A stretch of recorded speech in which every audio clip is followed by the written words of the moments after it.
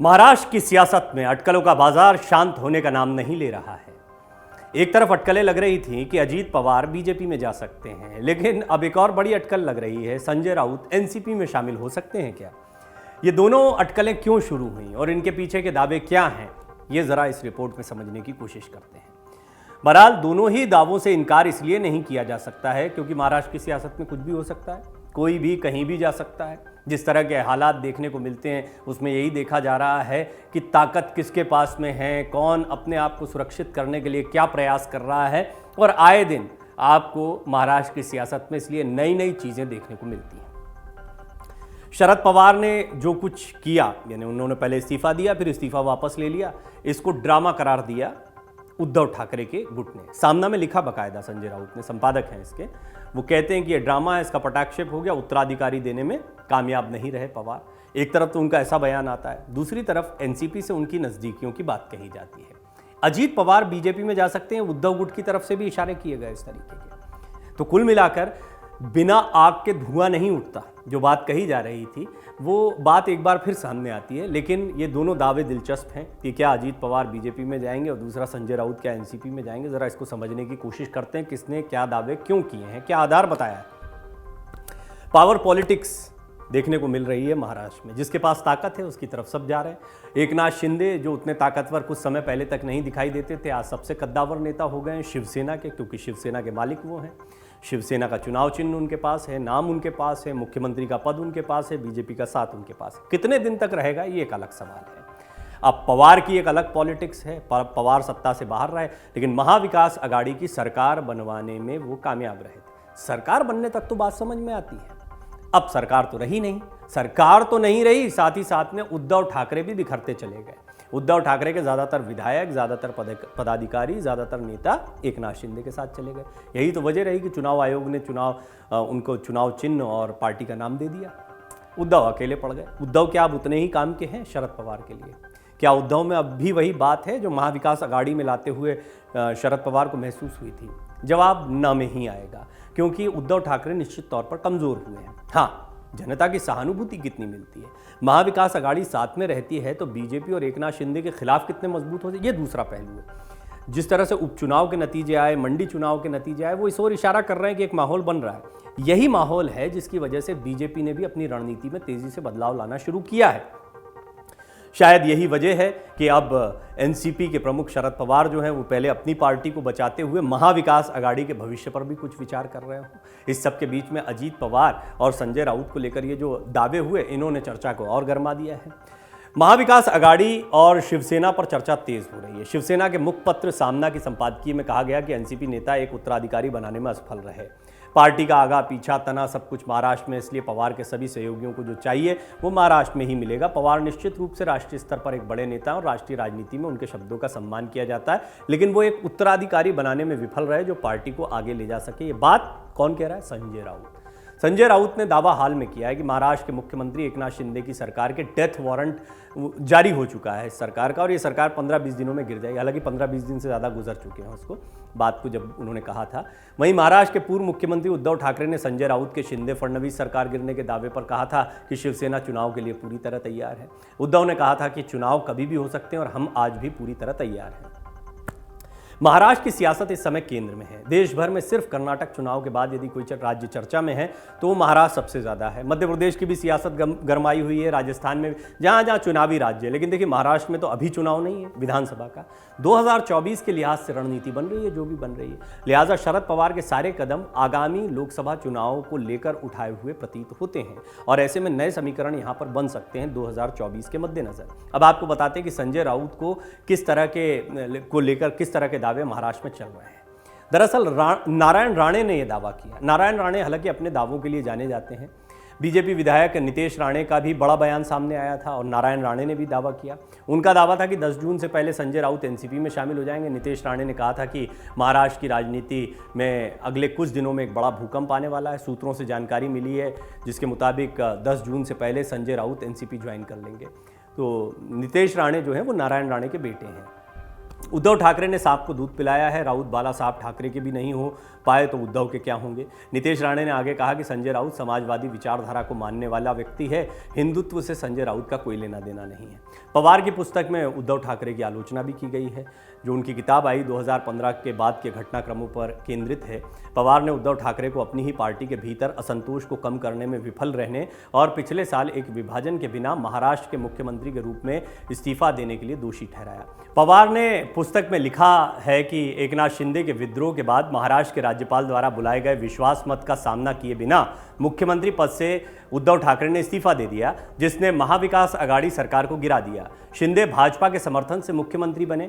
पवार ने लिखा कि एक मुख्यमंत्री को राजनीतिक कौशल की आवश्यकता होती है और राजनीतिक घटनाक्रमों के बारे में अच्छी तरह से अवगत रहना चाहिए, और हम सभी ने महसूस किया कि इन चीज़ों की कमी थी। इसके अलावा पवार ने आत्मकथा लोक माझे संगति में कोरोना वायरस महामारी के दौरान मुख्यमंत्री कार्यालय से ठाकरे की अनुपस्थिति पर सवाल उठाया। उन्होंने लिखा कि यह था लेना मुश्किल था कि मुख्यमंत्री के रूप में ठाकरे ने कोरोना वायरस महामारी के दौरान केवल 2 बार राज्य सचिवालय का दौरा किया।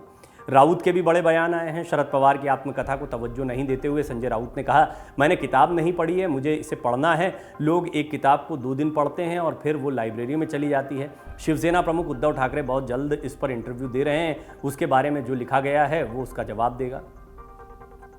मतलब अगर उद्धव ठाकरे के बारे में कुछ लिखा गया है तो उसका जवाब वो खुद ही देंगे, संजय राउत कह रहे हैं। इसके बाद उद्धव ठाकरे ने पुस्तक में आलोचना पर नाराजगी भी व्यक्त की थी, लेकिन साथ ही कहा था कि वो इस मुद्दे को एमवीए की एकता को प्रभावित नहीं करने देंगे। सीएम के रूप में उनकी कार्यशैली और मंत्रालय में उनके कार्यालय में उपस्थित नहीं होने के बारे में पवार की आत्मकथा में टिप्पणी पर प्रतिक्रिया व्यक्त करते हुए उन्होंने कहा था कि सभी को आत्मकथा लिखने का अधिकार है, लेकिन मैंने मुख्यमंत्री के रूप में जो किया वो एक ज्ञात तथ्य है।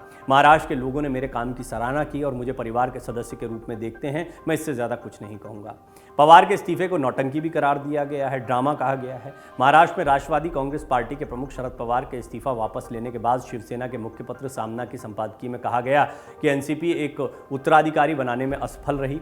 सामना में लिखा गया कि पार्टी का सब कुछ जो है वो महाराष्ट्र में है, लेकिन फिर भी एक उत्तराधिकारी नहीं दे पाए। ये भी लिखा गया है संपादकीय में कि 4 दिनों पहले जैसे ही उन्होंने सेवानिवृत्ति की घोषणा की, पार्टी जड़ से हिल गई थी। हर कोई अब हमारा क्या होगा इस चिंता से कांप गया था। कार्यकर्ता सड़कों पर उतर आए थे। पार्टी के प्रमुख नेताओं ने मनाया, लोगों की भावनाओं का सम्मान करते हुए इस्तीफा वापसी हुई। आगे भी वही एनसीपी की कमान संभालेंगे और पिछले 4-5 दिनों से जो ड्रामा चल रहा था उस पर पर्दा गिर गया है। ये भी लिखा गया कि नया अध्यक्ष कौन बनेगा ये तय करने के लिए श्री पवार ने एक बड़ी कार्यकारिणी नियुक्त की। उसमें वही लोग थे जो भाजपा में जाने की योजना बना रहे थे, लेकिन कार्यकर्ताओं का दबाव, भावनाएं ऐसी तीव्र थी कि उस कार्यकारिणी को पवार का इस्तीफा नामंजूर करना पड़ा। इसके आगे आप और आप ही, ऐसा पवार के सामने इनको कहना पड़ा। तीसरे अंक का घंटा बजने के साथ ही पवार के नाट्य का पर्दा गिर गया। पवार की वापसी से उनकी पार्टी में चेतना आ गई और राष्ट्रीय स्तर पर विपक्षी पार्टियों के गठबंधन ने भी राहत की सांस ली।